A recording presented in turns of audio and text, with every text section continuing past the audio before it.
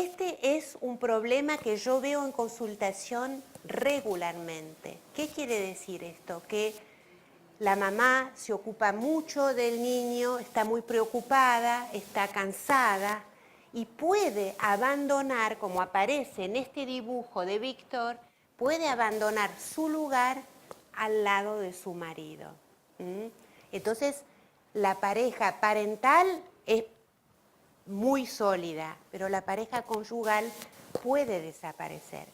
Y este es un trabajo que nosotros mucho hacemos con los padres cuando nos vienen a ver al hospital. De interesarnos cómo están ellos como pareja. Porque esto es, como yo lo dije antes, la columna vertebral de lo que va a pasar luego con el niño. Este es un tema, y ahí me va a gustar mucho escucharlos a ustedes, porque yo en Francia trabajo sobre este tema hace por lo menos 15 años y todavía no logramos que cambie. Hablar del niño o hablar al niño de su enfermedad. Yo estoy así por la climatización que me viene acá.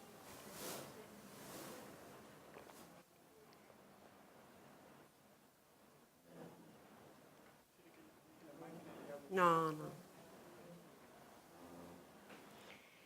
En Francia y en Europa y en otros países también se hizo un trabajo muy grande en los últimos 20 años sobre cómo anunciar a los padres la enfermedad. Hay una cantidad de literatura impresionante, pero cómo hablar con el niño, qué decirle al niño, no hay nada. ¿Por qué? Porque se puso el acento en los padres, pero los niños, yo que soy psicóloga y los escucho y los recibo y hablo con ellos y también con adultos que han sido niños, yo les puedo asegurar que el niño que sea muy pequeño, él necesita que le hablen y que le digan lo que le pasa. Los padres y los médicos a veces no lo hacen porque lo quieren proteger, pero lamentablemente el silencio no protege al niño. El niño necesita conocer el nombre de su enfermedad, el origen genético de su enfermedad y poder hacer preguntas sobre lo que le pasa. ¿Quién lo tiene que hacer? ¿Son los médicos que tienen que hablar? ¿Son los padres? ¿Cuándo hay que hacerlo y cómo hay que hacerlo?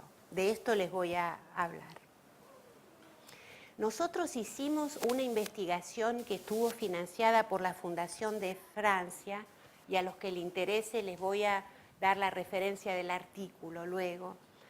Fuimos 4 psicólogos, todos profesores de universidad, a entrevistar médicos capos, como se dice acá, todos jefes de servicio, fuimos a ver a los más experimentados.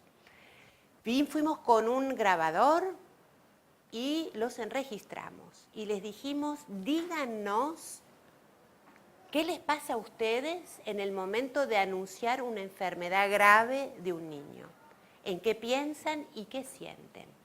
Y los grabamos. Y después entramos todo ese discurso que ellos nos dieron, primero lo escribimos y luego lo entramos en un programa que se llama Alcesta, y en ese programa pudimos comprender cosas que nos sorprendieron muchísimo. Ven, esto se hizo en diferentes hospitales, hicimos 4 hospitales de París, 3 hospitales de las afueras, en 2 provincias. En total 10 hospitales, 20 servicios. ¿Qué pudimos obtener? Porque ese programa que se llama Alcesta cuenta las palabras. Entonces, no es solamente un análisis cualitativo que hicimos, que lo hicimos, pero también cuantitativo. ¿Qué dice ese resultado? Miren esto. El médico, cuando anuncia la enfermedad, solo piensa en la madre, no piensa en el padre. Esto es muy importante. Quiere decir que en la cabeza del médico es la madre del que él se tiene que ocupar y solo habla de ella. La palabra padre aparece en el discurso de los médicos. Miren que teníamos horas y horas de entrevista. La palabra papá, padre no aparece, aparece en la palabra pareja o padres, que no es lo mismo decir papá, mamá o padres. El niño enfermo, porque es el diagnóstico del niño, no de la madre o del padre. El niño aparece solo como complemento de frase. Por ejemplo, la enfermedad del niño o la madre del niño. Pero le dije al niño o el niño dijo, el niño piensa, no existe. Esto es muy importante.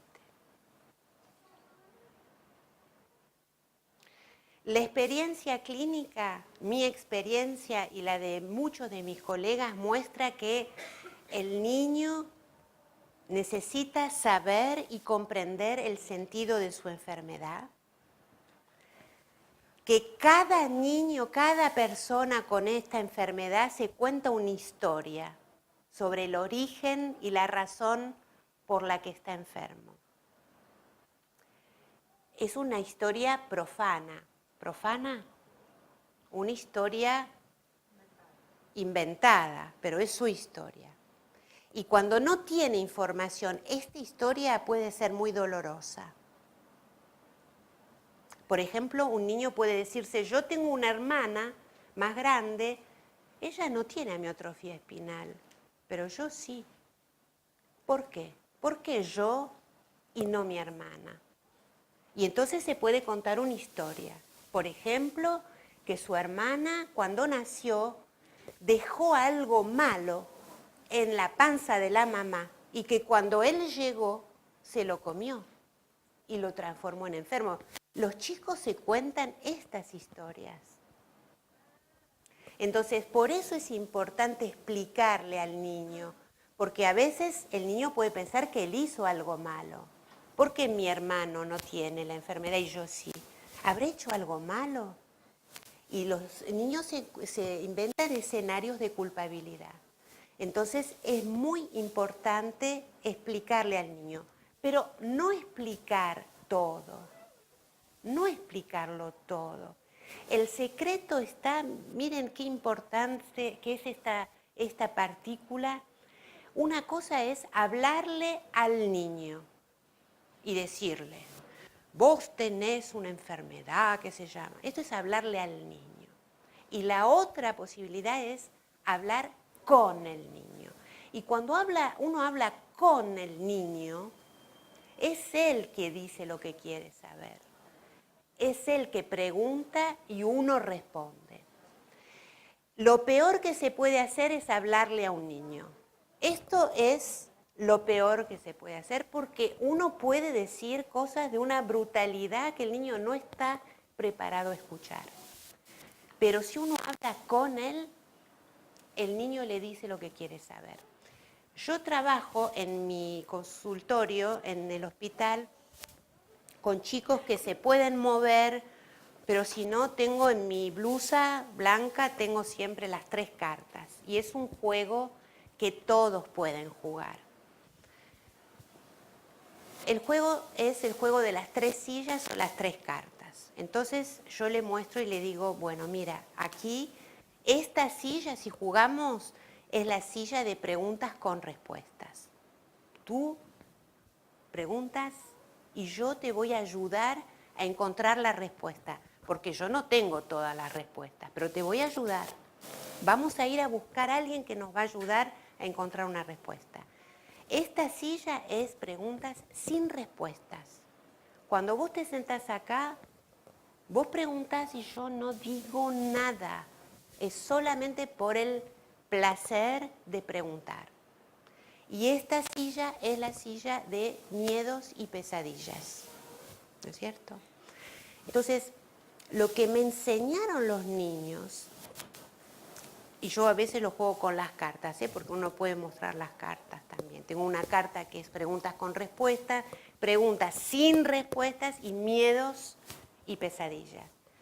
Muchas veces los chicos se sientan en la silla de preguntas sin respuestas y le hacen una pregunta importante, pero lo que quieren ver es la cara que usted pone cuando él la pregunta, pero pidieron que no querían respuesta.